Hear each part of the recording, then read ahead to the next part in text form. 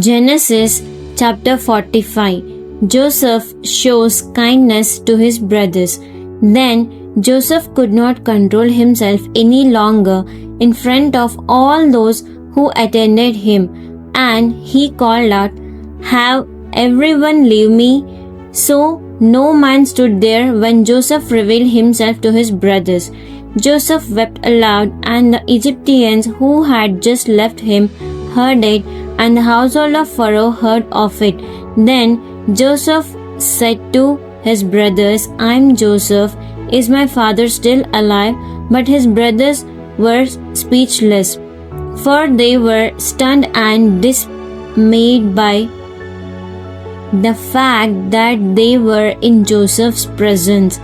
And Joseph said to his brothers, "Please come closer to me." And they approached him, and he said, "I am Joseph, your brother, whom you sold into Egypt. Now do not be distressed or angry with yourselves because you sold me here, for God sent me ahead of you to save life and preserve our family.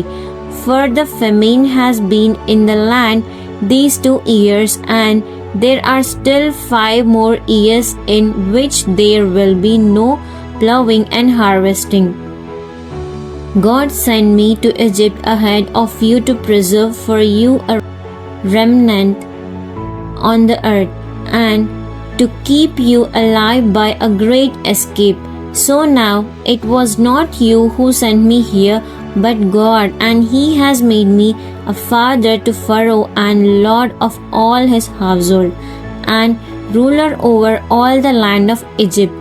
Hurry and go up to my father and tell him, your son Joseph says this to you. God had made me Lord of all Egypt. Come down to me, do not delay.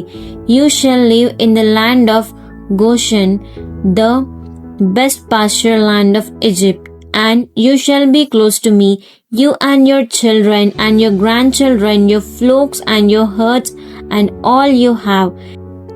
There I will provide for you and sustain you, so that you and your household and all that are yours may not become impoverished, for there are still 5 years of famine to come. Look, your eyes see, and the eyes of my brother Benjamin see, that I am speaking to you personally in your language and not through an interpreter. Now you must tell my father of all my splendor and power in Egypt, and of everything that you have seen, and you must hurry and bring my father down here." Then he embarrassed his brother Benjamin's neck and wept, and Benjamin wept on his neck.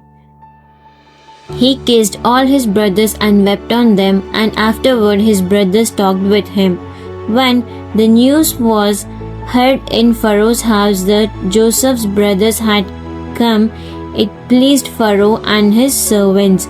Then Pharaoh said to Joseph, "Tell your brothers, do this, load your animals and return to the land of Canaan without delay, and get your father and your households and come to me.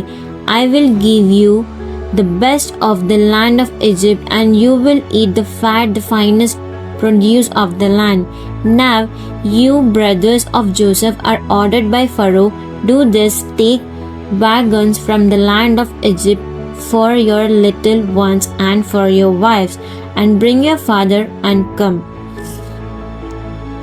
Do not be concerned with your goods, for the best of all the land of Egypt is yours. Then the sons of Israel did so, and Joseph gave them wagons according to the command of Pharaoh, and gave them provisions for the journey.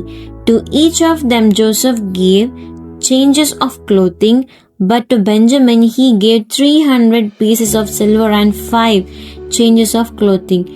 To his father he sent the following: 10 male donkeys loaded with the good things of Egypt, and 10 female donkeys loaded with grain and bread and provision for his father to supply all who were with him on the journey.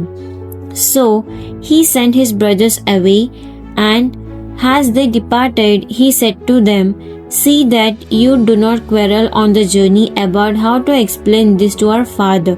So they went up from Egypt and came to the land of Canaan to Jacob their father. And they said to him, Joseph is still alive, and indeed he is ruler over all the land of Egypt. But Jacob was stunned, and his heart almost stopped beating because he did not believe them. When they told him everything that Joseph had said to them, and when he saw the wagons which Joseph had sent to carry him, the spirit of their father Jacob revived. And Israel Jacob said, It is enough. Joseph, my son, is still alive. I will go and see him before I die.